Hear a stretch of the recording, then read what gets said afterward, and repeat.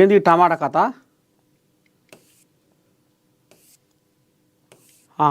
ఇగోది చూస్తున్నారు టమాటా రోగం అట. ఇక మనం పొద్దున్న లేస్తే ఏ కూరలోనైనా టమాటాలు వేసుకుంటాం.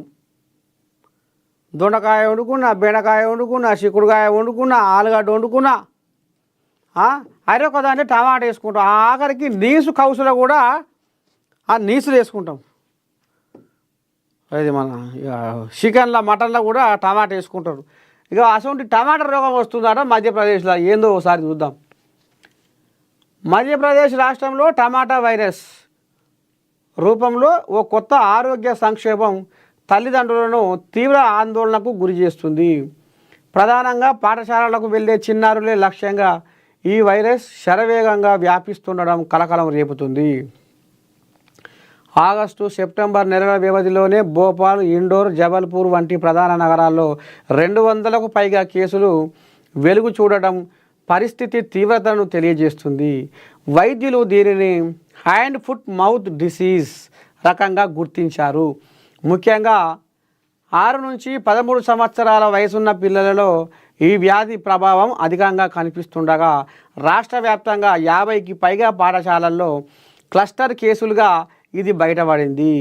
వర్షాకాలం అనంతరం వాతావరణంలో పెరిగిన వేడి, తేమ ఈ వైరస్ వ్యాప్తికి మరింత ఆజ్యం పోస్తున్నాయని నిపుణులు విశ్లేషిస్తున్నారు. చూస్తున్నారు టమాటా రోగం కథ ఎట్లా ఉందో. టమాటా వైరస్ ఒకరి నుంచి మరొకరికి చాలా సులభంగా వ్యాపిస్తుంది. వ్యాధి సోకిన పిల్లలు మాట్లాడినప్పుడు, దగ్గినప్పుడు లేదా తుమ్మినప్పుడు వెలువడే తుంపర్ల ద్వారా, వారి లాలాజలం, ముక్కు నుంచి గారే ద్రవాల ద్వారా ఇది ఇతరులకు సోకుతుంది. ఇక అంటువ్యాధి అన్నట్టే. పాఠశాలలు, ఆసుపత్రులు వంటి రద్దీ ప్రదేశాలలో పిల్లలు ఒకరినొకరు దగ్గరగా తాకడం, ఆట వస్తువులను పంచుకోవడం వల్ల వ్యాప్తి మరింత వేగవంతమవుతుంది.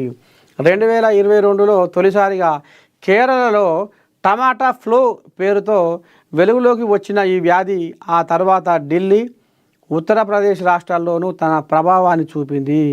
ప్రపంచ ఆరోగ్య సంస్థ ప్రకారం ఆసియా దేశాల్లో ఏటా లక్షలాది మంది చిన్నారులు హ్యాండ్ ఫుట్ మౌత్ డిసీజ్ బారిన పడుతున్నారు. ఈ వైరస్ సోకిన 3 నుంచి 6 రోజుల్లో లక్షణాలు బయటపడతాయి. ఏంటి ఆ లక్షణాలు అంటే, ఇగో మంచిగా నూరి తొలిదొమ్రం, తీవ్రమైన జ్వరం వస్తుందట. తర్వాత గొంతు నొప్పాట. వేరేకో ఇది కరోనా బాపద్దే ఉన్నట్టుగా దాని శల్యేనా ఏంది, నీరసం, అలసట వంటివి కనిపిస్తాయి. కరోనా కథ కూడా గిదే కదా. దగ్గు రావడం, గొంతు నొప్పి పెట్టడం, పానం అంతా కుదేసినట్టు నీరసంగా ఉండడం, ఆ కథే. మరి కరోనా శల్యే ఏమో టమాటా నీ పాడై ఫోన్ గారా కనిపిస్తాయి. ఆ తర్వాత 1-2 రోజుల్లో చేతులు, పాదాలు, నోటి చుట్టూ పిరుదుల వద్ద టమోటాల్ లాంటి ఎర్రటి నీటి పొక్కులు, కాళ్ళకు, చేతులకు, ఇంటురా చేతులకు, పాదాలకు, నోటి చుట్టూ ఈ టమాటా పొక్కల లెక్క, మన టమాటా రంగు లెక్క పొక్కులు పొడుస్తున్నాయి అట. అందుకే దీని పేరు టమాటా రోగం అని పెట్టారు. సుమారు 2 నుంచి 6 మిల్లీమీటర్ల పరిమాణంలో ఉండే ఈ పొక్కుల వల్ల నొప్పి ఉండకపోయినా అవి పగిలి పుండుగా మారితే మాత్రం తీవ్రమైన మంట, నొప్పి కలుగుతాయి. ముఖ్యంగా నోటిలో పుండ్లు ఏర్పడడం వల్ల పిల్లలు ఆహారం తీసుకోవడానికి తీవ్రంగా ఇబ్బంది పడతారు. మధ్యప్రదేశ్లో నమోదైన కేసుల్లో దాదాపు 70% నుంచి 70% 8 నుంచి 10 ఏళ్ళ వయసు పిల్లల్లో ఇది ఎక్కువ కనపడుతుందట. పోరగాళ్ళకే ఎక్కువ వస్తుందట, బడికి పోయే పోరగాళ్ళకే ఎక్కువ వస్తుందట. జర పైలం తస్మాత్ జాగ్రత్త.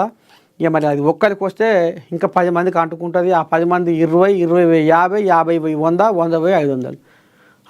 ఈ రకంగా అది అంటువ్యాధి కాబట్టి తుమ్మినప్పుడు, దగ్గినప్పుడు ఇక అచ్చం ఇక అదే కరోనా అనుకోరాదు, ఈ కరోనా లెక్కనే వస్తుంది కథ. కాకపోతే ఇది పొక్కులు జర్ర టమాటా కలరు పొక్కులు పొడుస్తుంది కాబట్టి దీనికి టమాటా అంటే ఇక కరోనా శల్య అన్నట్టే. ఇక అక్కతోనే అట్లే ఎగినాం. ఇక మరి ఇప్పుడు శల్య దాపరం అయింది. ఇక మరి శల్యతోని చిన్నగా మరి ఇక ఎగాలి. మరి ఏం చేస్తాం, మెడకు పడ్డ పాము కరవక తప్పదు అన్నట్టు ఇక మరి ఎట్ట చేసినా ఇక ఊర్చుకొని పోవాలి. మొత్తానికి జాగ్రత్తలు తీసుకోవాలి. మొత్తానికి జాగ్రత్తలు తీసుకొని ముందుకు పోవాలి. ఇక ఈ రకంగా మధ్యప్రదేశ్లో టమాటా రోగం ఉరుగులో పెడుతుందట. మరి అది ఇంతింత పాడైపోను. మరి ఇక ఎంతమంది చుట్టుకుంటుందో ఇదంతా గోస పెడుతుందప్ప.